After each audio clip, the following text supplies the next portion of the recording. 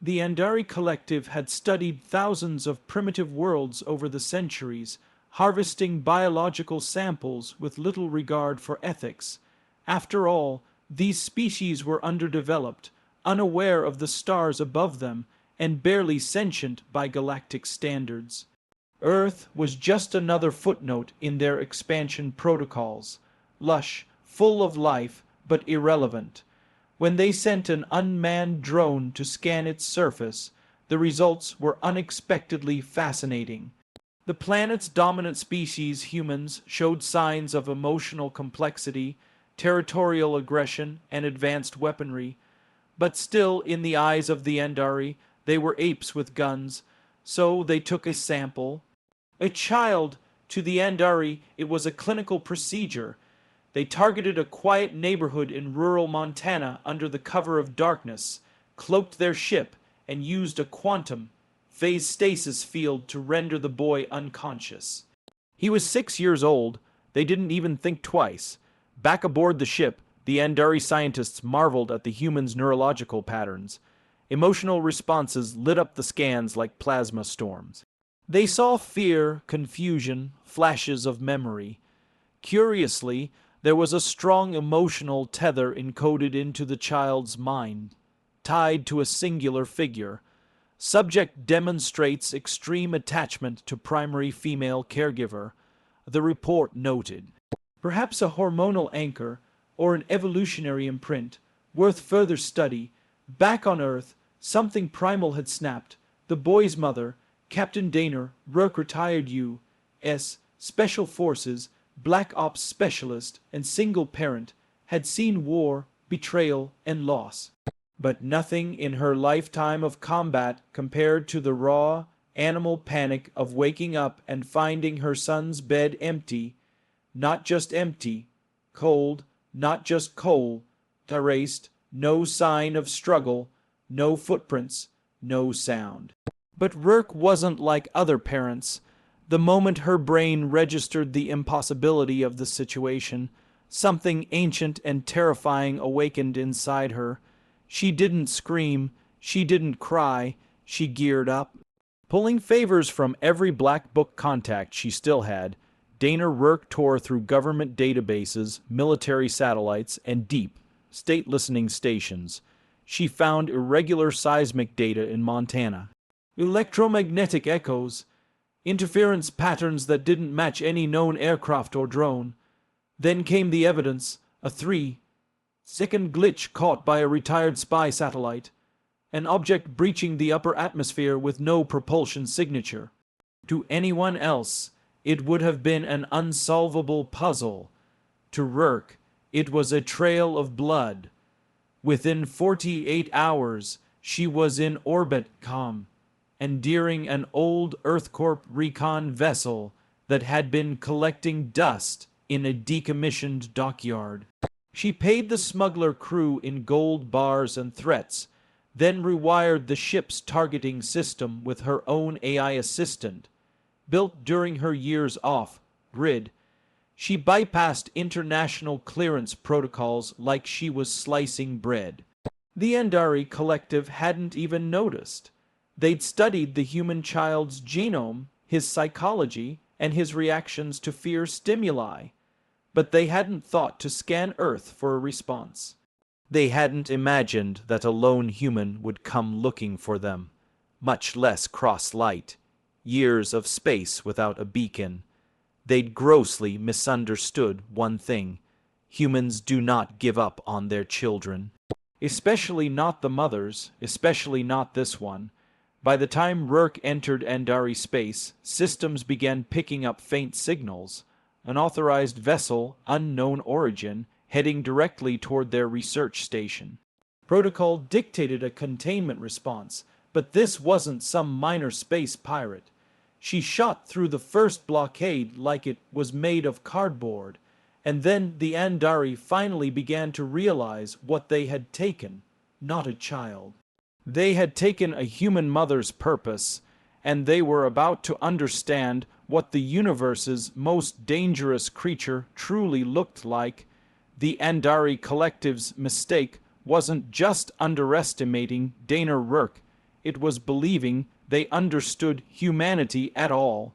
They had catalogued thousands of species across the galaxy and thought of themselves as the apex of logical intelligence, but their models had no algorithm for human vengeance, no formula for maternal wrath, and certainly no protocol for someone like Dana infiltrating their borders. Their first encounter with her was not visual, it was a system failure. The outer defense grid of Research Node 47, orbiting a barren gas giant in the Nareth sector, flickered and died. At first, the technicians thought it was a solar flare. Then the comm relays went dark. The internal AI began crashing, one by one. Within minutes, the node was blind, deaf, and alone. Then came the breach. Dana used a cold, burn magnetic entry system, technology never released to the public. It was designed for stealth insertions onto hostile orbital platforms, and it worked flawlessly. She didn't storm through the front door. She surgically appeared in their command center, weapons already hot, AI drone scouts hovering at her flanks. The Andari crew didn't even know what hit them. To their horror, she didn't kill them. She neutralized them. Nerve, gas darts, EMP blasts, shock cuffs. She was precise, efficient, surgical. Her mission wasn't revenge, it was retrieval. She located the lab complex in under 10 minutes. She tore through biosecurity like it was paper.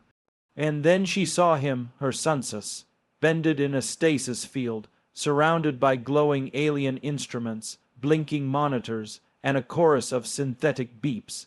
His small form floated weightlessly, eyes closed, as if dreaming in slow motion.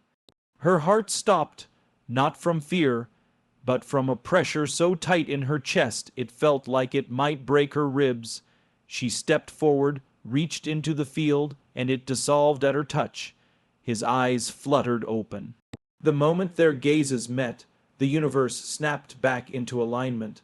"Mom," he whispered. She caught him in her arms, and for one long moment, the mission, the danger, the galaxy, all of it disappeared. It was just her and her son, whole again, but peace wasn't an option. The Andari military had been mobilized. Within minutes of the retrieval, long-range strike cruisers were bearing down on the station.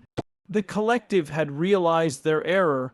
A human operative had penetrated their borders, sabotaged their systems, and stolen back their subject. This wasn't a minor breach, it was a humiliation. Dana knew it, too. She didn't waste time. Her AI had already uploaded a virus into the station's network, a Trojan protocol designed to overwrite their communication systems with a continuous broadcast, return the child, or face annihilation. The message played in every known Andari dialect, cycling endlessly, but she didn't expect mercy. She didn't need it. Instead, she set the station to self-destruct. While she and her son boarded her ship, the station's core began to overheat. She launched just as the structure collapsed inward, bursting in a radiant sphere of plasma. The Andari ships halted mid-flight. They had never seen anyone do this, never seen such targeted ferocity, such calculated retaliation from a single being. But Dana Rourke didn't look back. She warped out of the system and re-entered the shadows of space, her son beside her, sleeping again safe this time. From that moment forward, the Andari Collective issued a galactic advisory. Do not interfere with human offspring. Do not provoke their guardians, and above all, do not engage a human mother in conflict. Because the deadliest creature in the known universe wasn't a warlord, a beast, or a galactic conqueror. It was a parent whose child had been taken. The interrogation room was cold, sterile, and lit by a single overhead beam that cast hard shadows across the smooth metal floor. Dana Rourke sat shackled to the chair, but her eyes burned with quiet fury. Across from her, 3 members of the Andari tribunal studied her with cautious detachment. They wore ceremonial robes, flowing, adorned with symbols of galactic law, but their eyes betrayed unease.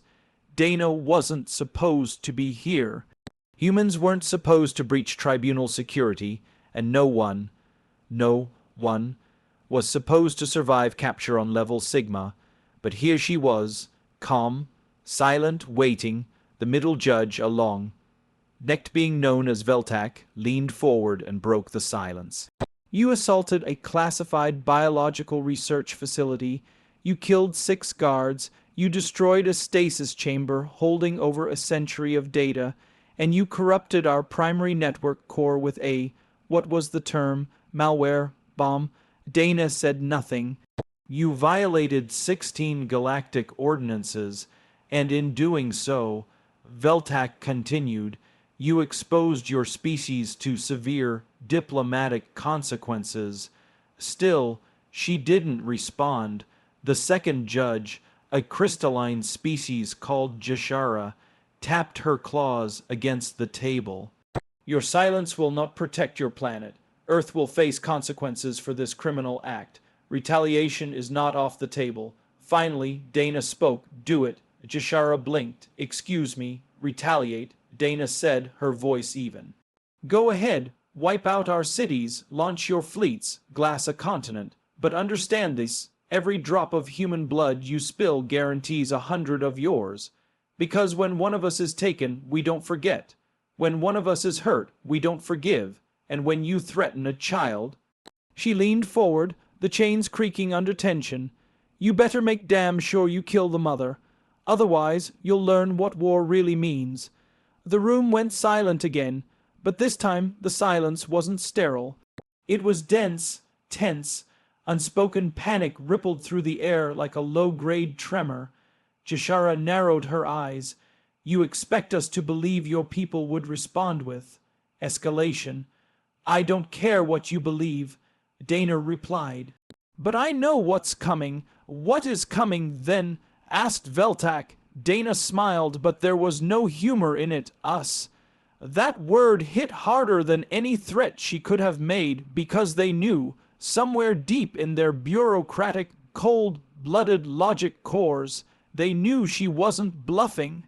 The human species had already earned a reputation for unpredictability, for defiance, for unrelenting adaptability in the face of existential threats.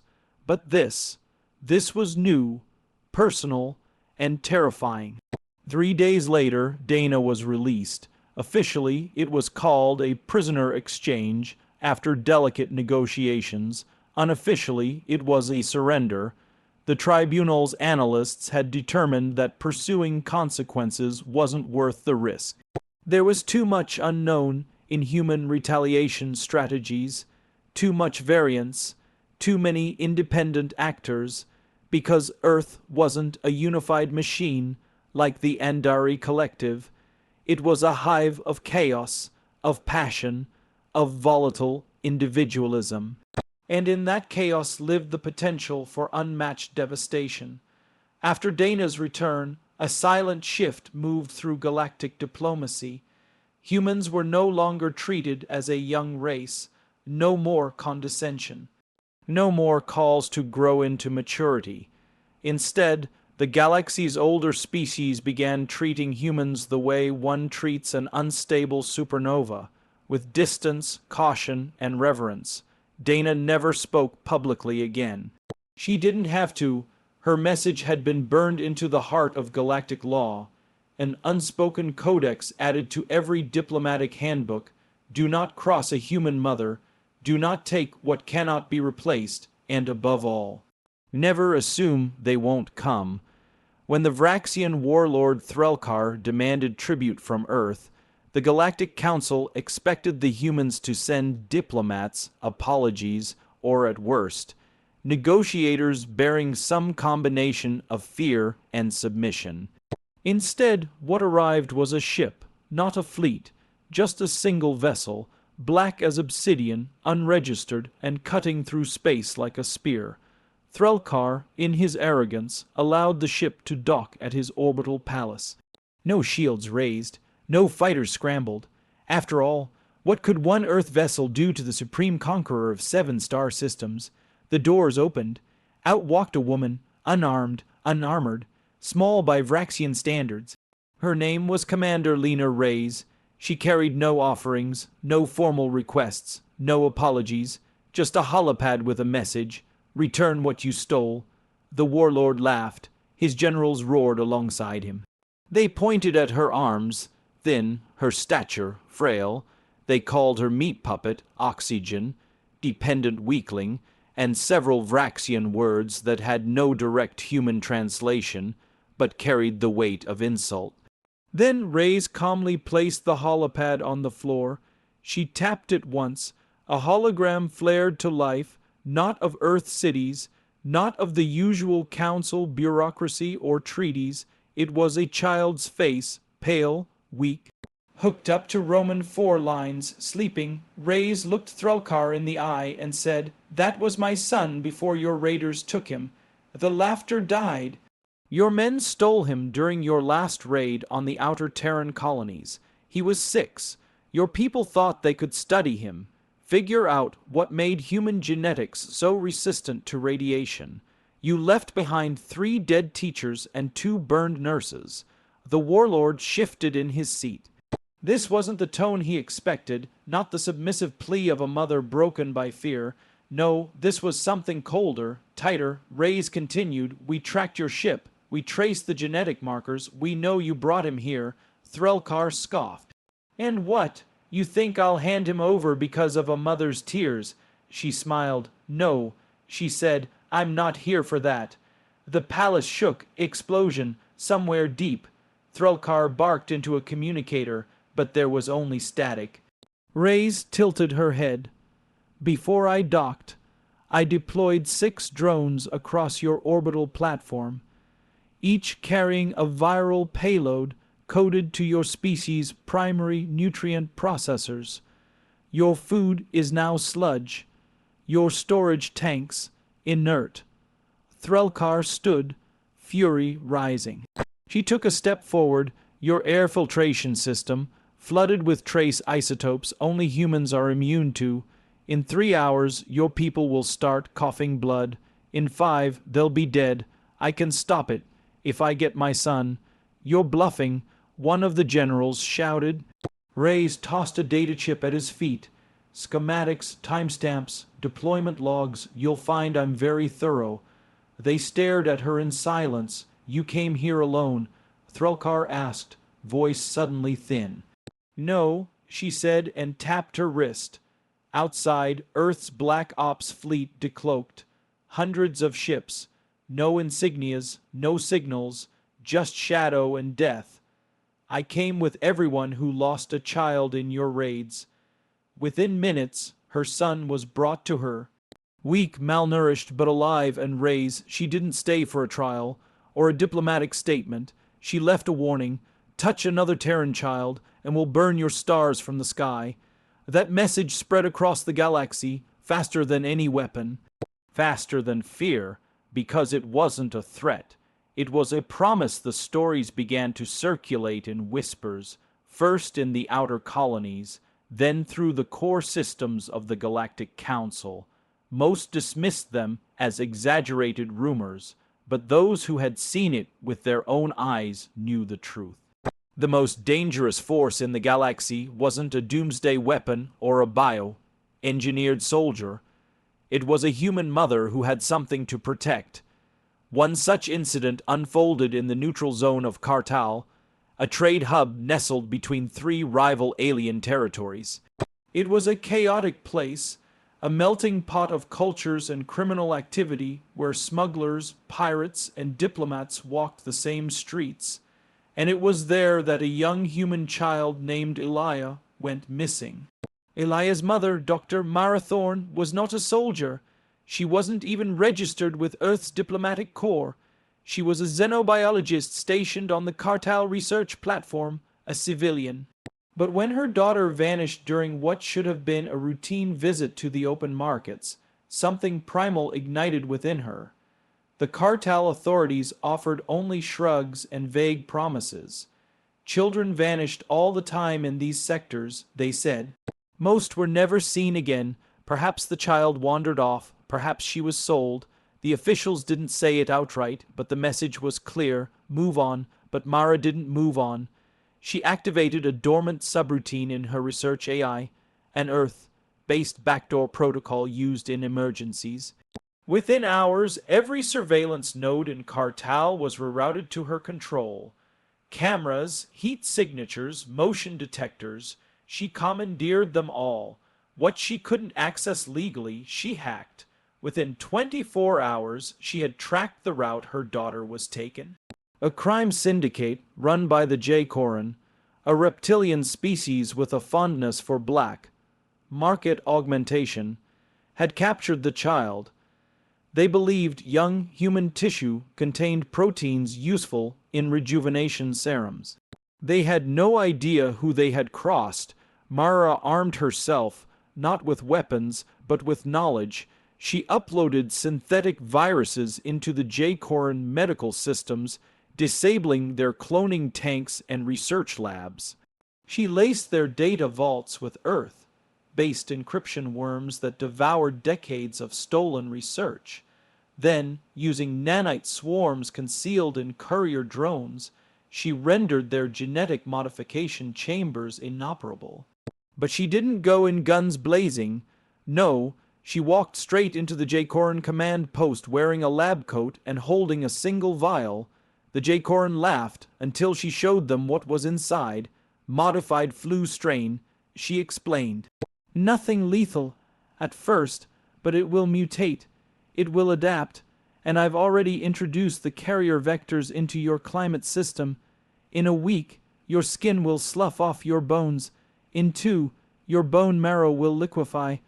All because you thought a human child was worth harvesting.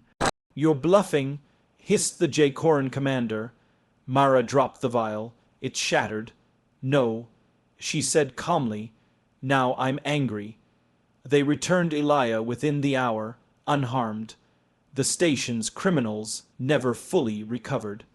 J-Coran influence in the sector collapsed within weeks, and Mara, she returned to her lab, resuming her research as if she hadn't just waged a one-woman war. Across the galaxy, these stories added up. A mother detonating a fusion bomb on a slave freighter to recover her child.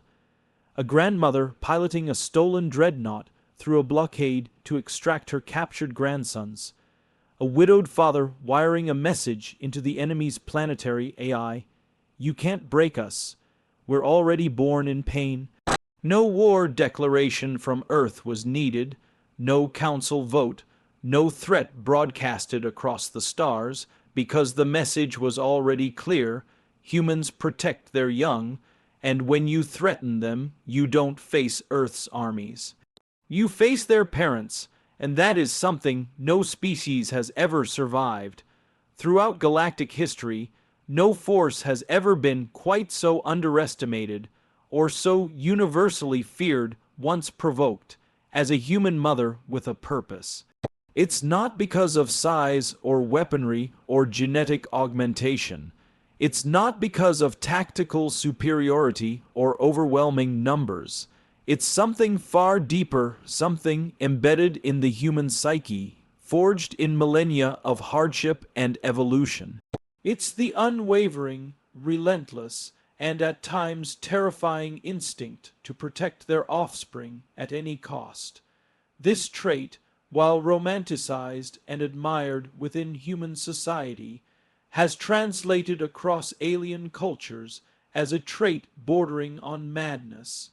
And that perception has reshaped entire civilizations. In the aftermath of the Elia incident, where Dr. Mara Thorne turned a black market syndicate into dust without firing a shot, alien species began conducting psychological analyses on the human family unit. What they discovered wasn't just disturbing, it was enlightening in the most dangerous way. Human mothers, and by extension, their parental figures, possess a neurologically reinforced behavioral pattern where pain, loss, and emotional trauma sharpen focus rather than inhibit it. When their children are harmed or threatened, their bodies produce a cascade of chemical responses that not only override fear but enhance cognitive function and decision-making under stress. In short, humans don't just go crazy. When their children are hurt, they become smarter, faster, and more resourceful. This discovery sent shockwaves through the Galactic Council. Militaries revised their engagement protocols. Espionage agencies began blacklisting humans with parental ties from covert extraction targets. One diplomat from the insectoid Hisari famously stated, "You can negotiate with a human soldier. You can bribe a human politician, but you cannot reason with a human mother whose child is in danger. That is not a sentient being. It is a force of nature." The stories continued to stack up. One recorded case involved a mother from Earth's Appalachian region, a civilian nurse whose daughter was abducted by a militant wing of the Vrashon Empire. With no military training, no funding, and no backup, she navigated 3 wormholes, hijacked a shuttle using nothing more than emergency protocol overrides, and infiltrated a prison asteroid orbiting a red dwarf star. She escaped with her daughter and 24 other alien captives, many of whom still refer to her as the War Saint. The galactic media, once skeptical, began chronicling these events. The broadcasts were intended to caution humans about their dangerous overreactions. But they had the opposite effect. On Earth, these mothers became icons. Statues were built, schools named after them. Some even ran for office. Their stories unified a fractured humanity in a new way, not through politics or conquest, but through shared awe of a power so old it transcended species, the power of love hardened by loss.